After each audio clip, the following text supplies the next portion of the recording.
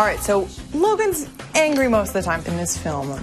Well, it's not just angry. There's a thing in the comic books called his berserker rage, which obviously comes from that Viking term of when the Vikings used to go into battle, they would whip themselves into this frenzy where they were fearless and they were formidable and almost unbeatable.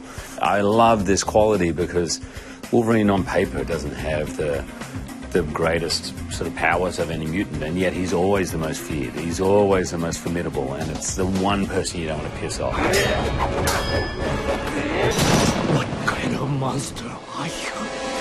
The Wolverine. This felt very different and special from the beginning. And James Mangold and I sat down and he told me, I see this totally like the outlaw Josie Wales, that kind of intensity. Well, I wanted to try and get behind the anger and not just have it be an attitude or an exterior, but what's going on in him. When you don't have 6 other X-Men to share time with, we have the time to kind of get inside him. Where we find him is the lowest point of his life. And this interesting idea that someone who can live forever, what's the cost? You know, what is it like when everyone you know and love passes and goes and you're alone?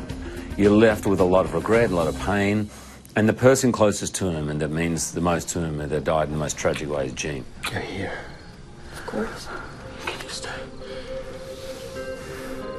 You know I can't.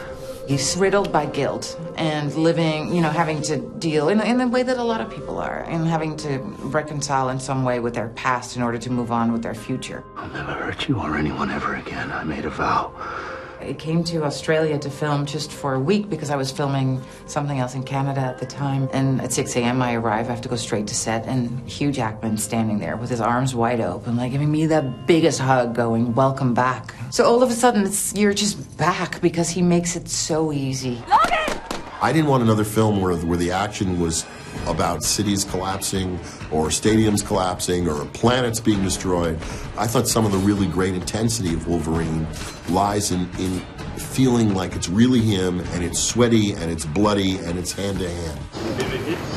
Everyone worked very hard. We had one of the sound stages in Australia was set up as a kind of permanent fight training world, and both Hugh and Hiro Sonata were there all the time. I've done a lot of samurai movie or ninja movie in Japan before when I was young.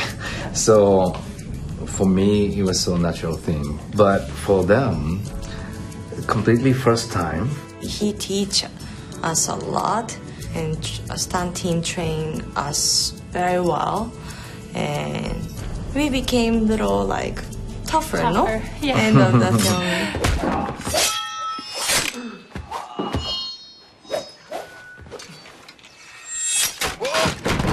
Yukio looks pretty good slamming that sword around, huh? It's always this fun thing, you know, when you're a kid and you play with swords, and then you actually get one of these incredible hand-folded, sharpened swords in your hand, and you realize it's a knife that could slice anything, and it's a yard long, and they're waving it at high speed through the air. It's so cool. It's cool.